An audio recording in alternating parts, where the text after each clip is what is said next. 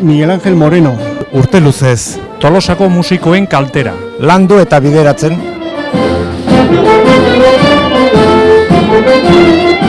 Orduri gabeko lana. Dedikazioa handiz.